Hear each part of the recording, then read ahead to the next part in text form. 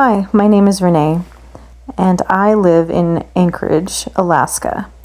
This is my PCT journey in 2024. Enjoy! Good morning. It's about 6:30 and it is raining outside. It's going to be raining for about another hour and a half according to the weather that I looked at yesterday. Which means a little bit of later start. My body is not wanting to be laying down anymore, but I also don't want to be getting soaked. So that's the deal this morning. It'll be a wet day. The water for sources are starting to get a little bit more spread out, so you're gonna have to pay attention a little bit more to where those are available, especially because some of the seasonal streams are beginning to dry up.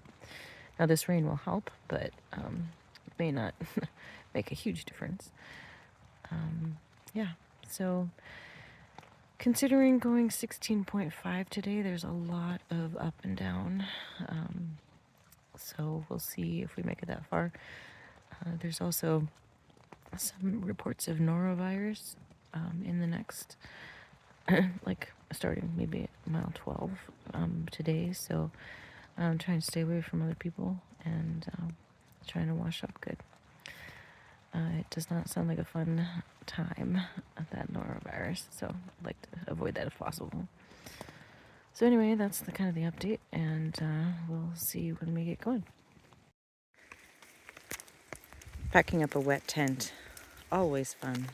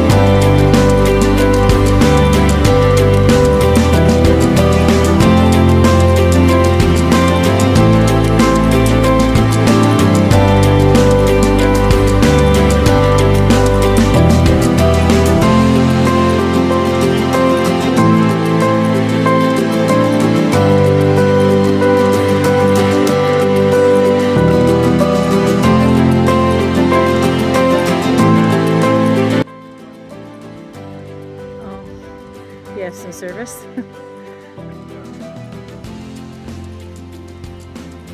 Well done.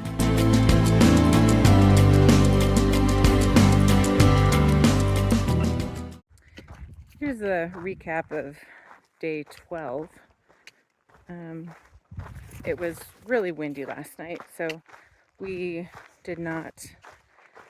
I did not do a recap, and also was sharing a room with several other people and didn't want to bother them. And I didn't want to be outside because it was freezing. So day 12 yesterday, we did about 12.5 mile day or so. We left the campsite. It was raining, just misting a little bit for a while, but the plants are very wet, so our pants and shoes got soaked. Eventually the sun came out, and then also the wind came.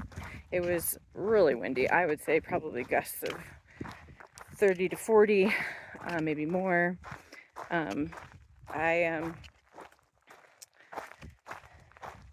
Yeah, so that was interesting. It wasn't that cold until we were getting ready to get to camp, like pretty soon.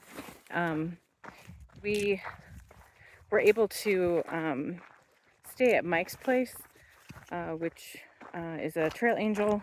He offers his house, or not his house, but his yard for camping, and then also doing, there's a couple of different inside places where you can be. So we jumped at the chance to stay inside with a couple of other hikers.